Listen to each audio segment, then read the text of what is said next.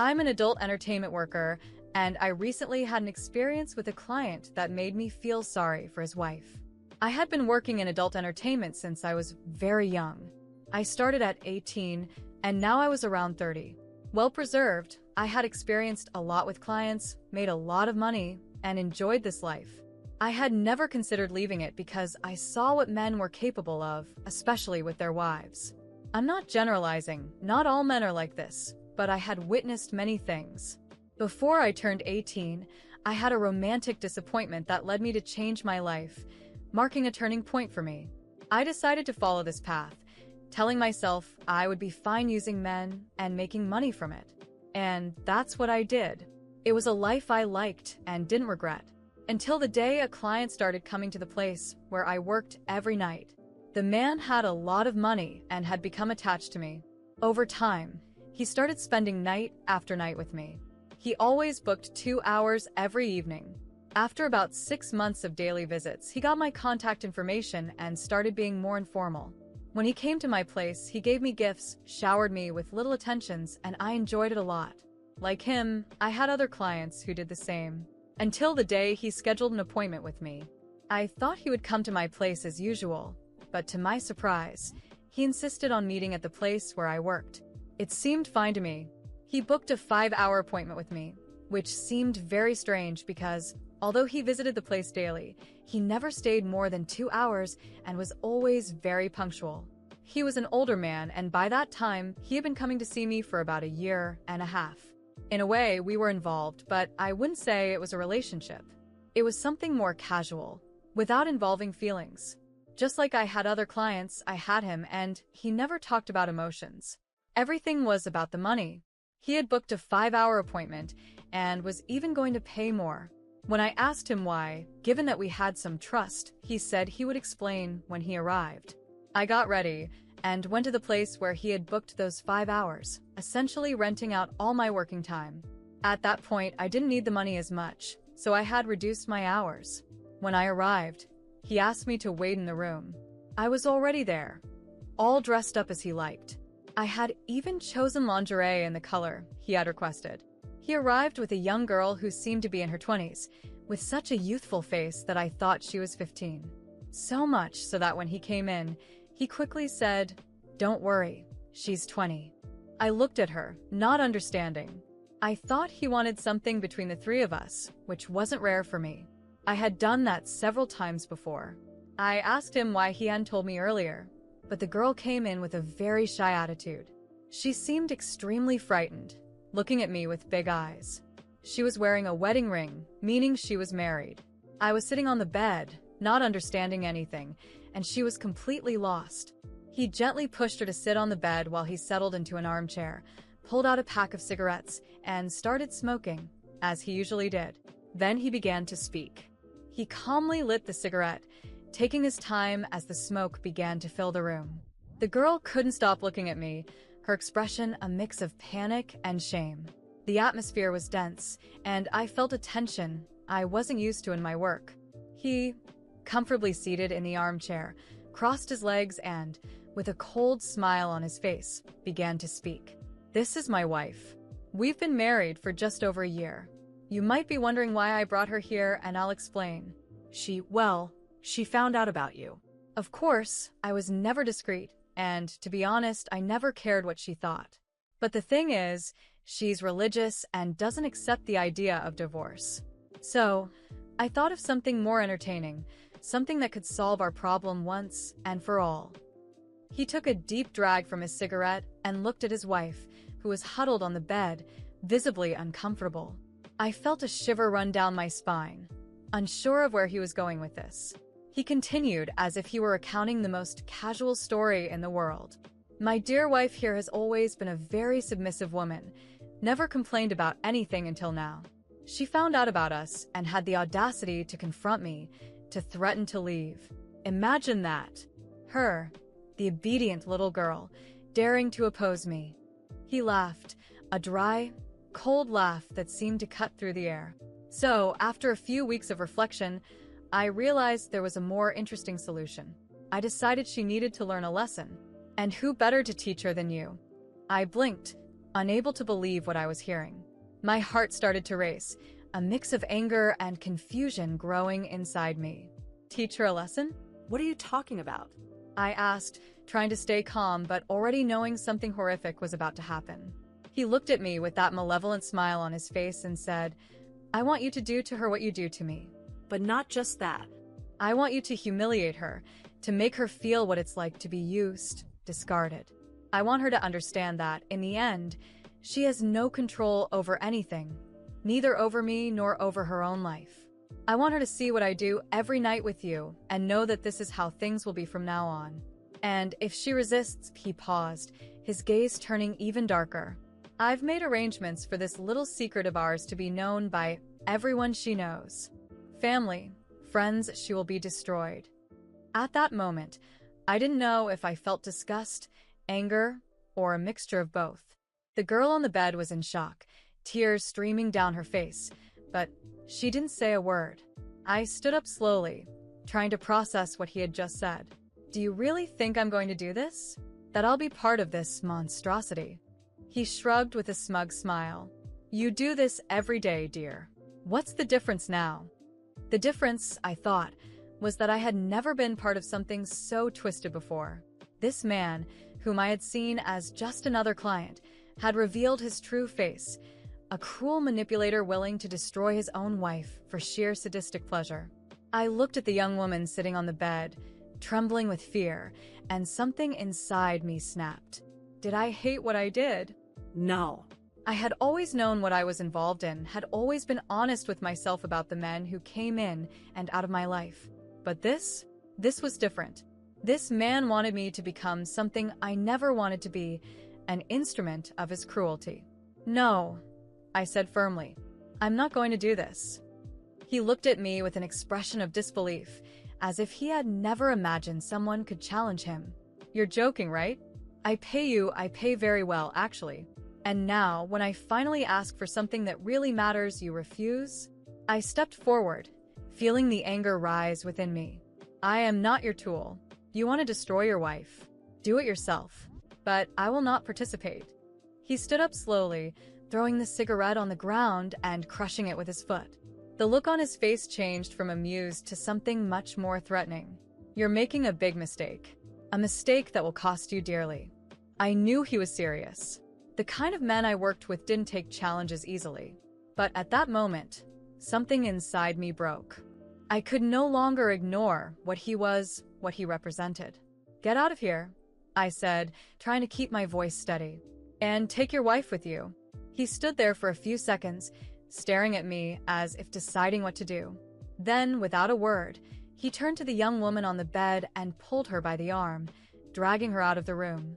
She looked at me one last time, with a look I would never forget, a mix of gratitude and despair. As the door closed behind them, I felt a wave of relief mixed with deep anger. That was the day I realized that no matter how much I thought I had control over my life, there were limits.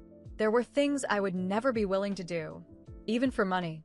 And at that moment, I knew my life was about to change. I could no longer continue in that world, knowing what could happen.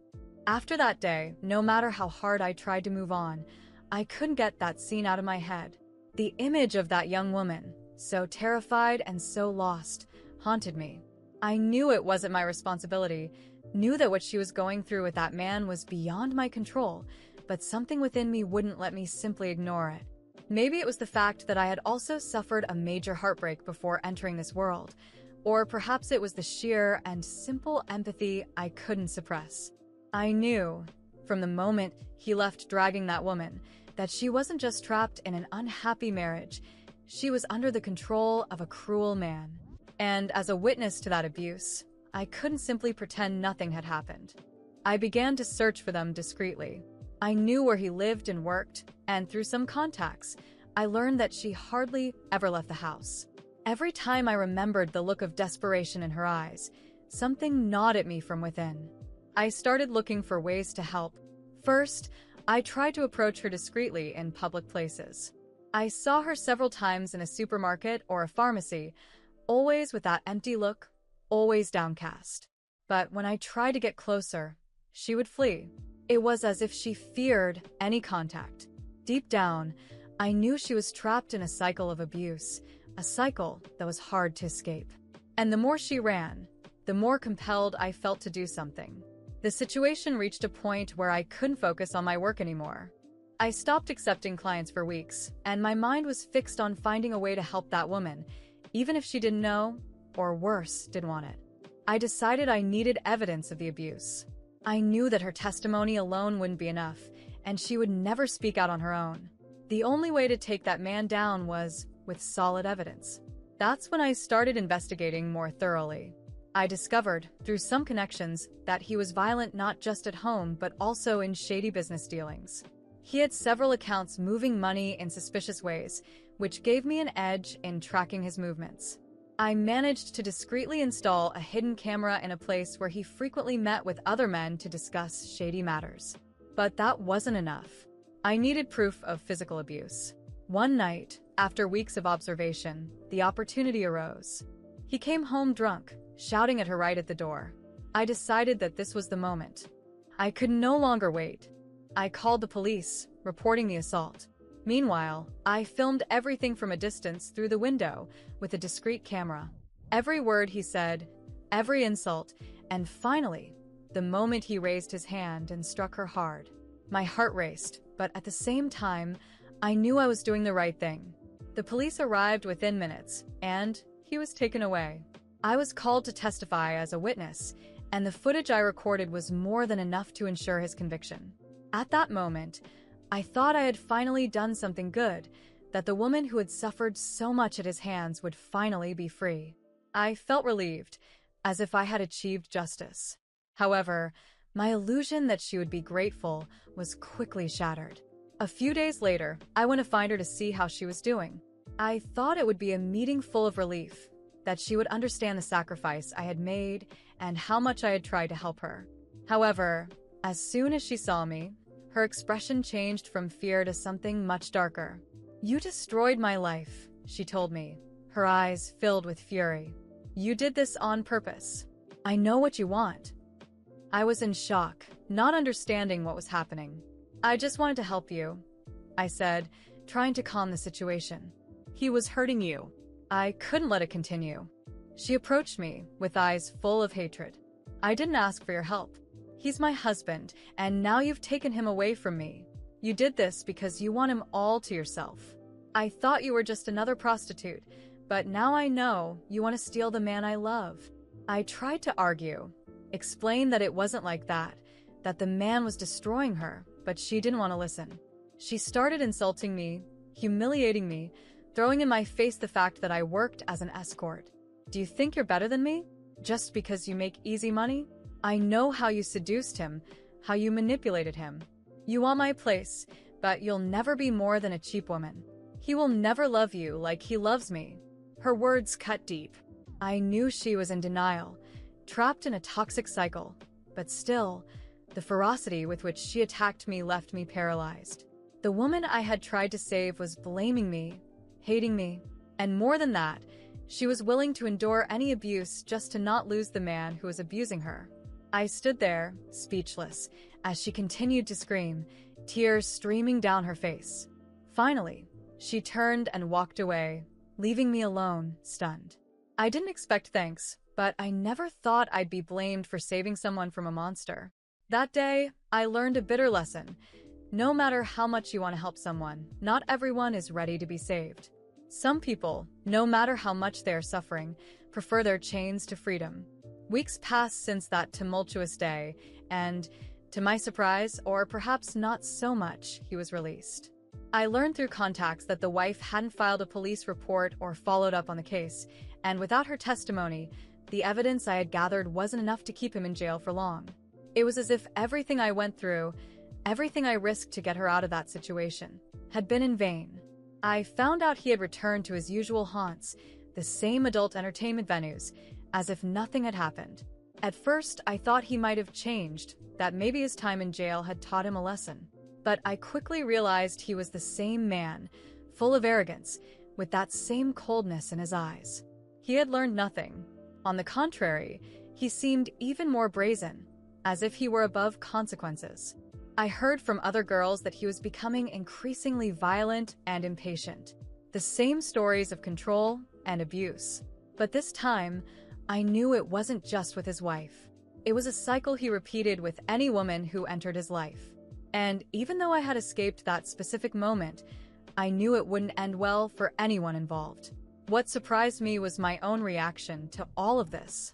Before, as difficult as it was, I handled that kind of situation, thinking it was just part of my job.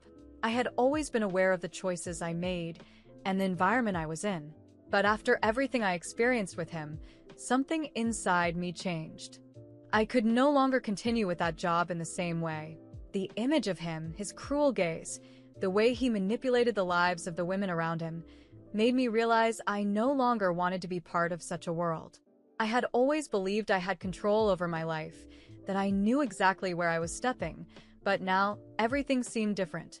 It was no longer just about money or survival. It was about dignity, about knowing the limits of what I was willing to endure. Every time I remembered how I was involved in that monstrosity, I felt further from the person I used to be. So, after much reflection, I decided it was time to leave that world behind. It was no longer just a matter of work. It was a matter of inner peace. I couldn't continue watching men like him, or women trapped like his wife, destroy lives, including mine. I quit the job. It wasn't an easy decision, but it was the only one that felt right at that moment. I didn't know exactly where I would go next or what I would do with my life, but at that moment, one thing was clear. I would never again let someone like him have power over me or my choices. Perhaps, for many, my departure won't make a difference. Perhaps he'll continue the cycle, returning to the same places, finding other victims to fuel his cruelty. But for me, it was over. And, in a way, feeling that I was leaving it behind was the only victory I could take from this whole story. And so, once again, life moved on. But this time, it moved on without the shadows of that man, and with the hope of a new beginning. What did you think of this journey? If you liked it, subscribe to the channel and don't forget to share this story with those who need to hear it.